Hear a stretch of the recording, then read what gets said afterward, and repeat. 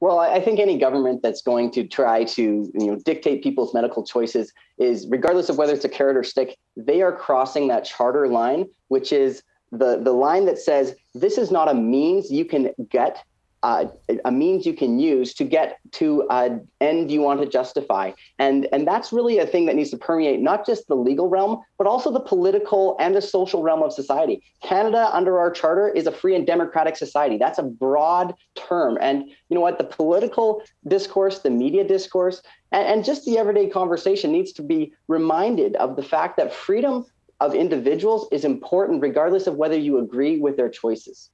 Yes, no, I understand 100%. But at the same token, bringing up that point, the counterpoint to that is that, well, what about the other people who one would argue have been law-abiding citizens and have taken their vaccines and have done and have honored these lockdowns? What about them? And what about their rights? Because according to a Mero Group poll, they did a province-by-province poll on what voters think about the anti-vax tax. And in BC, 64% approve. Quebec, 63% approve. Manitoba and Saskatchewan, 61% approve. Ontario, 58%. Atlantic Canada, 57%. And Alberta, 54%.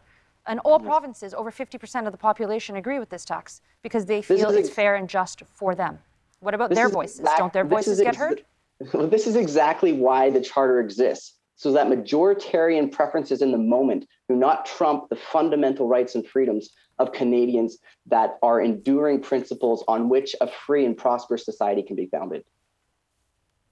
Well, that's well said. I agree with it. As a lawyer, I completely agree. This is why we have these type of entrenched rules and protections here for Canadian. And Dr. Bowman? Yeah, no, I would agree. I mean, I think majority rule, I'll speak as a non-lawyer, but majority rule is a terrible way to respect human rights. And I think that has to be loud and clear.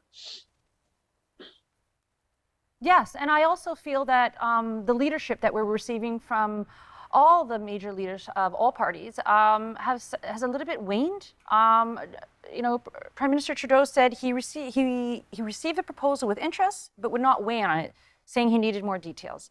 Jagmeet Singh said he is concerned that the tax would undermine the universal healthcare system in Canada. But again, that's all he said. Aaron O'Toole called Quebec's proposal unfair, predicting it wouldn't persuade those who are unvaccinated to get vaccinated. He said he's opposed to Quebec's plan to target and tax. But really, at the end of the day, this just comes down to rhetoric. To me, it comes down to rhetoric, in my personal opinion. Because at the end of the day, what are we going to do? And while we may not always agree with what Premier Legault has done, he has done something that's quite bold. And it has caused a reaction to some people, whether it be good or whether it be bad. And as you had mentioned, Dr. Bowman, we're not sure and we do not know who all these people are who are unvaccinated. That is for certain. There's no survey out there and there's nobody asking specifically, and nor should we, who these people are. But what we are seeing is that many people are now getting vaccinated, and that's just in Quebec alone. So the question is, do you think it will happen for the rest of Canada? And more importantly, what do our viewers need to know moving forward? Mr. Moore?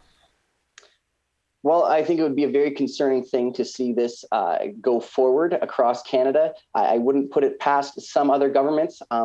But what our viewers, I think, need to know going forward is that, freedom is a concept that is timeless in its value, and you cannot judge it based on particular circumstances, and especially based on a situation when most Canadians, I think, are not getting the full picture. And the science on this is evolving rapidly. Omicron has changed the equations in many cases. And just give an example. Think of the unvaccinated medical worker in the Quebec hospital currently serving in a very stressed capacity, who's been called back into service after being preemptively fired. And now that person is going to face a significant tax on the income that they are earning for serving even vaccinated people, 50% of them, in the hospital. Yes. These practical considerations need to be considered. And these are your fellow Canadians. They're not your enemy. And let's consider what a free society really looks like. And in one word, Dr. Bowman? The greatest threat to us all as Canadians is the global pandemic, and it sits largely unaddressed. That is more important than the rest of all of this.